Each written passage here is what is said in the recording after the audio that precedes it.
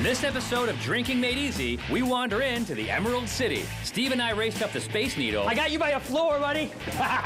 Hair of the dog takes on a new meaning. For example, this is not my dog. And I play with fire. I'm the world's greatest bartender. It's Drinking Made Easy, Seattle. I'm Zane Lamprey, and my job is to drink. I'm traveling around with my mascot, Steve McKenna, and my buddy Pleplius, as we explore the local drinking cultures, customs, and cocktails. Along the way, we'll soak in the local flavor in an effort to make drinking easy.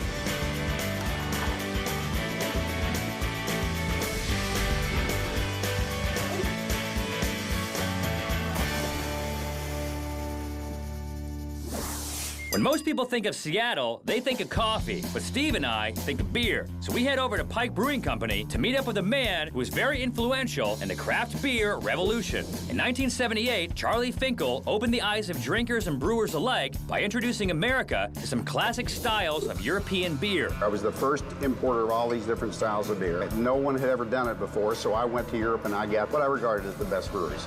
And I marketed those for 20 years, and during that time, I discovered that if I could market the classic beers of the world, I could build my own classic brewery as well. Got it. So therein is the Pike Brewing Company, founded in 1989. Charlie starts me with their Belgian ale called Monk's Uncle.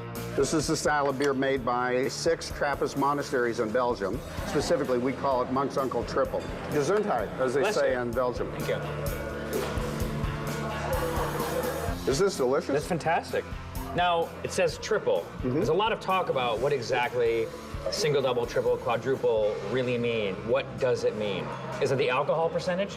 It does have to do with the alcohol percentage, but maybe if we understand the history, we can understand the style a little bit better. Let's go back in time. From about 900 to 1500, if you wanted a beer, the church was your only option in the Western world. The nuns made the beer, the monks got the credit. Okay. So the nuns would mark the end of the kegs with the strength of the beer, the gravity, how much malt goes in relation to the water. The more malt, the higher the sugar. Got the it. more sugar, the higher the alcohol. Okay. So they would mark it with a single crucifix. It was a beer to drink on a daily basis. A stronger beer would get a couple of crucifixes. That was called a double. Particularly strong beer, one you're going to have on Easter or Christmas, you mark with 3 crosses. Over the years, those barrels rolled on their side, and the crucifixes became X's.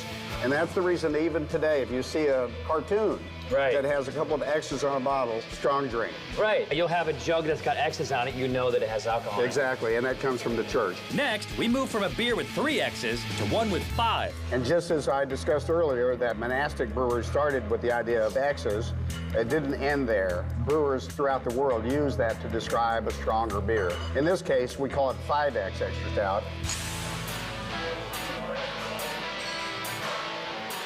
So this is the style of beer that would have been made before the Industrial Revolution. Before the Industrial Revolution, we couldn't kill malt to the temperature or the color that we wanted consistently. Oh. And when the Industrial Revolution came around, it gave us an indirect kilning method, or the oven, in other words, to kill the malt in, and we could consistently get an amber or a golden color. Beer would have been very smoky before the Industrial Revolution. Now people are trying to make smoky beers. Yeah, exactly. Next, Charlie tells me how his passion for great beer began. I discovered an English book, 1978, The World Guide to Beer. Michael Jackson, the now famous British beer author, told about all of these different styles and the history of the styles. We telephoned him in London, and I invited him to come here in Seattle to meet with our customers and give beer seminars.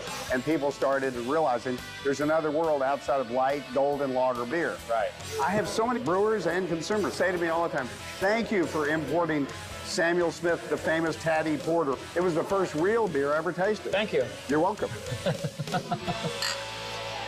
Next, we head over to a bar with their own still. With a still house just behind the bar, Sun Liquor is the only bar in Seattle to produce their own spirits. I hop behind the bar with Cale Green to get the lowdown on their house-made gin. So now there is a functioning still that you guys make.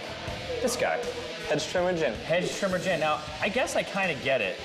I'm gonna go out on a limb here and say that it's botanical and it smells like, after you trim the hedges of various botanicals in your garden, Yeah. then it ends up smelling What kind of like garden this. do you have? I have a garden of botanicals. I grow juniper. Okay. Any orris root? I do. I grow orris root. And so is that where the name comes from? Yes, it is. It smells like a garden.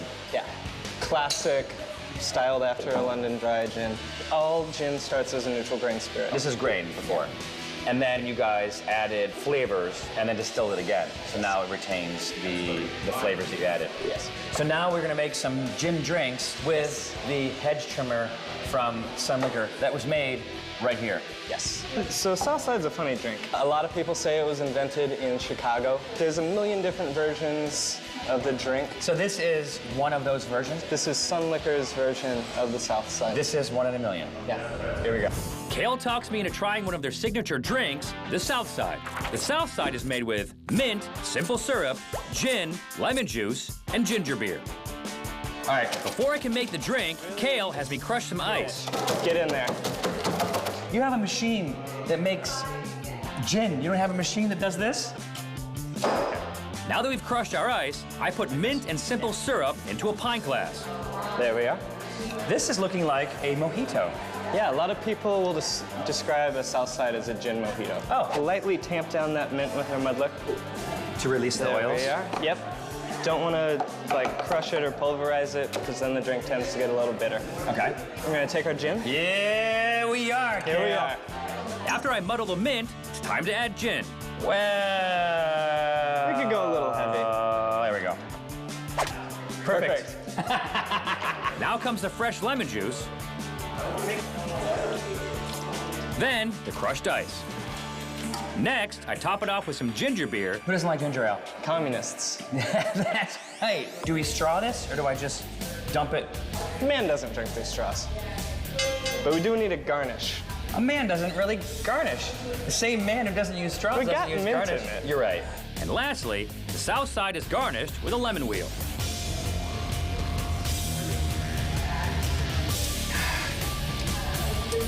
That's good. That's real. Steve, you want to try some? Since I know he's always thirsty, I hand this one off to Steve. Just a sip. That's a hell of a sip. Really? He's eat a whole I lemon. ate it. One man sees garnish, another man sees food. Coming up on Drinking Made Easy, a canine-inspired cocktail. Whose dog are you? It's my dog. Oh, okay. Steve's dog. Buddy. Welcome back to Drinking Made Easy in Seattle. As you know, this is a TV show about drinking, but it's also a drinking game. And with any game, there are rules involved. Here's Steve's favorite rule. If you're the first person to see Please, you get to make somebody else drink. That's your favorite rule?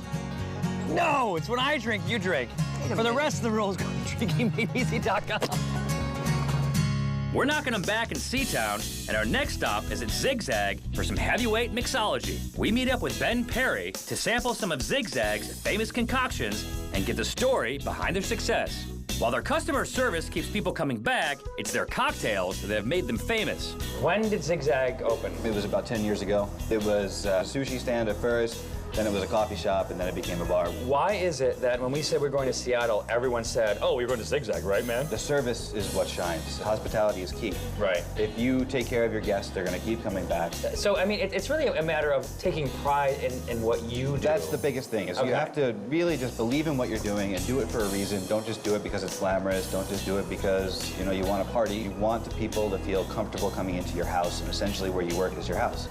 I'm hosting a party with the people Right. every night, and they always have to feel welcome when they walk through that door. What's the first drink we're going to make here? The first drink we're going to make today is one called Luxuria? Luxuria. We start with one of Ben's favorite cocktails, Luxuria. Luxuria is made with Fernet Branca, vermouth, Benedictine, rye whiskey, and aged bitters. First, I pour in a 1/4 ounce of Fernet Branca into a pint glass. Perfect. That's it? Perfect. Fernet is the 80 proof spirit that Steve did keg stands of at Bullet in San Francisco. Ouchie. Now we're going to use a style of vermouth, a little more bitter than the typical sweet vermouth. Okay. It's called Punta Mess. Next, I add a 1/4 ounce of vermouth. So far, there's 2 Italian products going into this drink. To sweeten the drink, I add a 1/4 ounce of Benedictine. Now, 1.5 ounces of rye whiskey. Holy. Oh, you're perfect. Then a dash of aged bitters. Add ice, then stir. The proper amount of water is going to balance the drink out. Should be good. Now pour and garnish with a twist of orange. Yeah, the perfect color. Wow. Yep. This is luxuria. L'chaim. Abuhai. Yes. You didn't bell, grasshopper. Wow.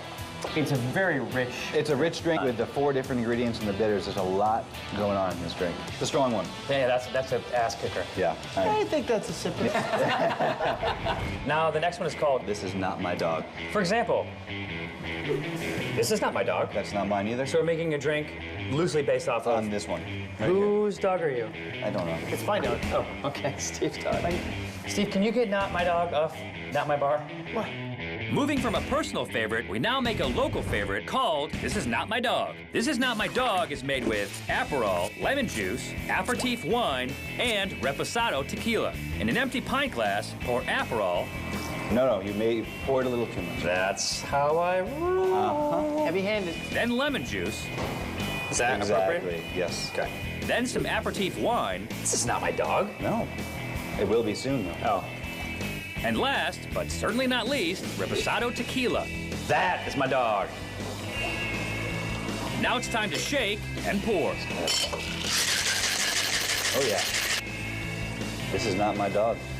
On something? Does that taste like your dog? Vaguely. Try it again. Nicely done. That's why I made that drink for that purpose. This is a very good summer drink. It has a lot of the tequila aroma, but it doesn't have the taste that right. Yep. sometimes it has. But does it have grapefruit in it? It doesn't, but the Aperol and the Coqui Americano combined to make almost a grapefruit kind of flavor. Well, because after all, this is not my dog. That's right. Next, we stop by one of Seattle's premier cocktail bars to make a drink with a local whiskey. We've invited Orland Sorensen to give us the lowdown on Woodinville's Headlong White Dog whiskey. So this is White Dog, right? What Correct. the Germans call White Dog. Unaged whiskey. Yep. Can you call it whiskey? Yeah, whiskey by law just is a distillate produced from a grain mash, and this is basically the unaged bourbon, so bourbon mash bill. In order to call this whiskey, it has to be aged, but it can be aged for like a minute. Exactly. You literally pour it in and then pour it out. Exactly. There, it's whiskey. Yep. It's not having the color, but then call it Yeah, whiskey. it hasn't been in long enough to take on any of those characteristics yet. So then when we pour it into one of these barrels here, Yep. that begins the aging process, and then we're making what we more know as whiskey. Don't forget to pull your Yeah, we bum. gotta pull the. Oh, yeah. you mind pulling my bum? Thanks. I pour out some whiskey that's been aging in these barrels for 6 months. Okay, stick it back in. Yeah. Whoa, not that hard. This was this, but now it's been in this, so it's this. Yep. Let me try this out. First, I tried the White Dog. Happy birthday. Next, I tried the aged version. It's way smoother, but it's a higher alcohol percentage. Exactly, that's the aging process. My heart feels warm. Now that we've tried the base, it's time for a new to teach us how to make a Rob Roy classic. The Rob Roy Old Fashioned is made with whiskey, simple syrup, Angostura bitters, orange peel, and garnished with a brandied cherry. You have to understand, I'm so quick when I'm wearing gloves. Very fast. You should put a glove on. You'd be Quick glove. faster. Whoa! Before we can mix it up, we need to prep some ice. So I challenge Anu to see who makes a better ice ball. Not what you're supposed to do. So we're close. Dangerous around here. Yep. There, see? See how it cracked? Oh, wait. Oh. Yeah. Yeah. Like butter. Ready? Yeah.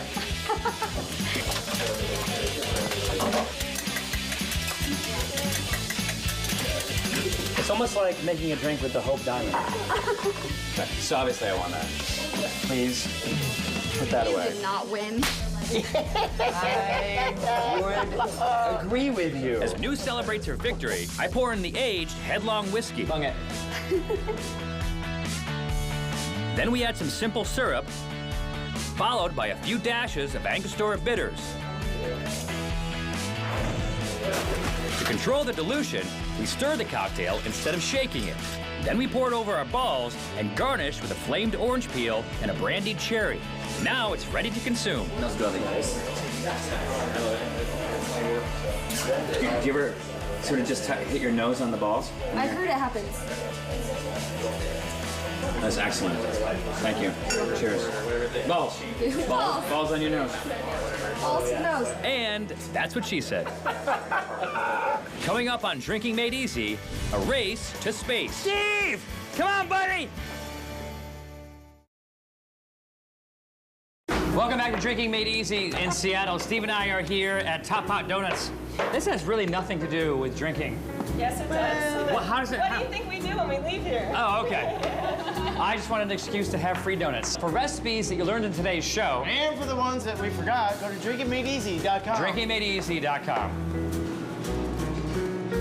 We're mopping up drinks in Rain City, and our next stop is part coffee shop, part sushi bar, and part cocktail lounge. Liberty opens every day at 7 a.m. and serves premium espresso until 4 p.m., at which point they begin serving sushi and fresh cocktails. We pop in to help Keith Waldrauer make drinking easy. We are making some cocktails. Right. Which is cool because I like cocktails. What's the first one? Can I get a beer? A consummate pro, Steve quickly gets to the point. Probably. You want to Yeah, take a mayonnaise, I think. A popular local brew. From Georgetown? Here, let me make sure Correct. that it's what Steve wants. Yeah.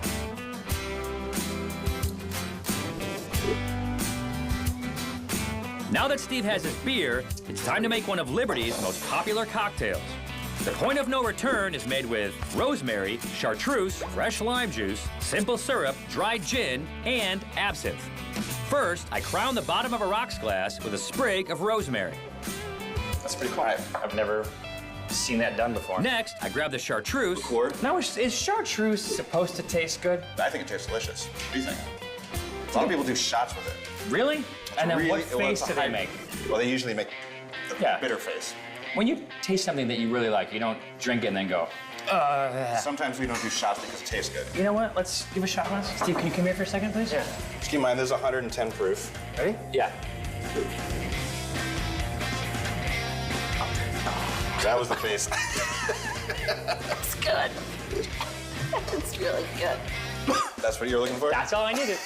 The chartreuse needs to soak in the rosemary. So while we wait, Steve takes a roll down Cary Park. We're going to squeeze the lime. I start with equal parts lime and simple syrup. How much? Equal? Equal parts. Okay. There you go. Another local gin. Then add local Voyager gin. Or that. Whoops. Now that the rosemary's finished soaking, it needs to be cooked. What's that? This is absinthe. This is a standard mixture for olive oil. That you have chefs turned use. into a Molotov cocktail. So, kind of, yeah. Okay. You're literally going to use this as a torch to ignite this. Fantastic.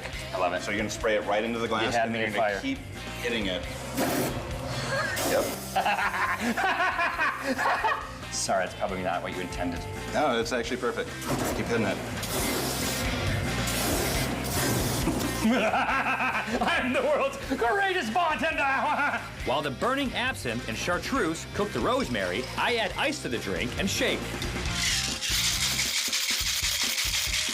Then I douse the flames with the cocktail. So essentially what you've done is cook the absinthe and the chartreuse down to a normal proof. Wow. That's beautiful. That is amazing. Then we just add a little bit of ice. Now, it's ready to drink. I mean, essentially you just made a gimlet with a lot of flavor. Essentially, when a gimlet, that is not a gimlet. That tastes like Christmas. Yeah. Because of the cooked rosemary? The fire changes the flavor of the chartreuse, the absinthe, and the rosemary. I'm afraid of this drink. Is it balanced? Is it good? It tastes balanced, but I know that it's not because I'm the one that made it. Because I'm kind of afraid of this drink, Totally smell it from over here. Want to try That's the some? idea. Sure. I hand it off to my stunt drinker, Steve McKenna. Okay, that's it. But we still have a little more show to do, so I take the drink from Steve and pass it to our sound guy. Sound guy to the rescue! You're like my sidekick. My stunt drinker has a stunt drinker.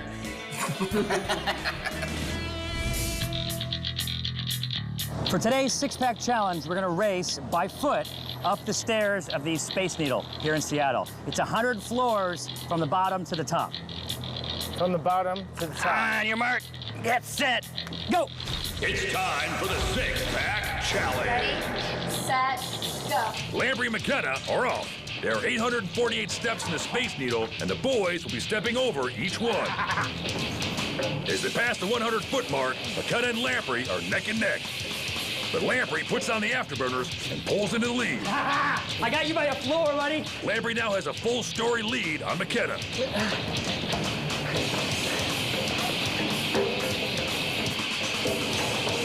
Where's Steve? The climb's taking its toll on McKenna. He starts to lose ground. Lamprey continues to widen the lead and throttles back a little bit. It looks like McKenna's got a second wind as he powers up another flight of stairs. Steve! Come on, buddy! As Lamprey stops to talk trash, McKenna closes the gap.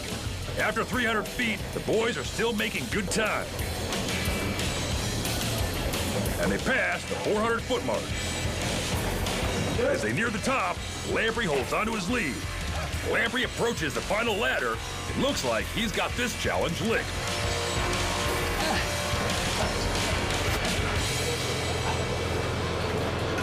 Lamprey's the first to summit the Space Needle and is victorious in this week's six-pack challenge.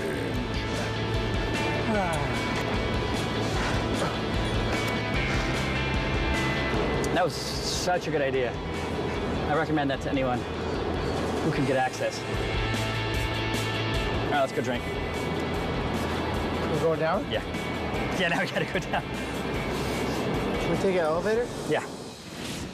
After racing to the top of the Space Needle, we sit down with Jeff Maxfield in the rotating restaurant that opened for the 1962 World's Fair. At 500 feet, Sky City is Seattle's highest restaurant. The restaurant floor sits perfectly balanced on a bed of rollers and is slowly rotated by a small motor. It completes one rotation every 45 minutes. As someone who's been to the Space Needle before, I didn't even know there was a restaurant here. It makes a lot of sense, but I didn't know that it was here. It's confusing for people to where the restaurant's at. We've got our banquet facility that's 400 feet below us. Right. And the observation deck above us. So this just kind of looks like this dark, shadowy spot on the spaceship. Right. People don't really know it's a restaurant. And this is a rotating restaurant. Yeah. That's been here since the restaurant, it's since 1961? 1962 is when it opened for the World's Fair. As a tribute to As the race to space. And so this has been rotating since then, so since 1962. Since 1962, yeah, with the little motor the size of a sewing machine motor. This is so well balanced that someone could literally push it with their hand if they wanted to. Absolutely. It's about 47 minutes for one rotation. How fast can it go? We haven't tried. While the view is beautiful, I came here for the drinks, so I have Jeff teach me how to make his signature cocktail, the Elliott Bay Wharf Rat. There are actually wharf rats down there. I worked on the waterfront when I was in high school. A wharf rat? We call those people down there wharf rats that kind of come out at night and feed on the leftover food. And then there's the actual animals that live underneath the piers. This is named after the... This is named after the animals. The animal, okay. Yeah. So like Steve... Yeah, absolutely. Okay, absolutely. Clear, okay. Is this something that you created? It's a version of a classic absinthe cocktail that I came up with using some Northwest ingredients. Mixology and cooking, the kitchen and everything has, I think recently sort of merged a little bit. Yeah, well, I think started chefs like to drink, and it's one of those things. In the past, you could get away with having a drink on a line. Well, and there's a bar at work. I know. Mixology now has become highly regarded, especially in Seattle. There's a lot of guys that are doing some great things with cocktails. I'm just a recreational drinker, and I like to have some influence on our bar menu. And we like our food to kind of, represent what's regional. We like our drinks to do the same thing and represent our food. The Elliott Bay Wharf Rat is made with apple brandy, white rum, absinthe, grenadine, fresh local apple cider, dry ice, and candied fennel. Start with a shaker of ice, then add apple brandy and white rum. It's equal parts rum, brandy, and absinthe. Now it's time for the absinthe. Strong anise flavor. The holy trinity in absinthe is wormwood, fennel, and anise. So fennel and anise both have that, that black licorice flavor. Okay, got it. This isn't going to be green. This is going to be red with, classic grenadine. Pour in some grenadine. This is apple cider, fresh pressed apple cider from Washington. Then pour in some local apple cider. We're going to go a little bit more. We'll dilute it out a little bit. I got the spins. Because they're red. Then we add a small piece of dry ice to a rocks glass. Little simulation of fog on our Elliott Bay. As I pour in the drink, the dry ice boils, turning from a solid into a gas, creating a cool cauldron effect. Yes. If we drink this, we'll be invincible. Absolutely. And we've got candied fennel as a garnish. Sliced real thin, soaked in simple syrup. You're correct. And to finish it off, I garnish with some candied fennel. What are you doing over there? Just hanging out, taking in the view. Taking a spin? Yeah. Are you celebrating my victory? That's what we're doing over here. Cheers, guys. Cheers. Cheers. Cheers.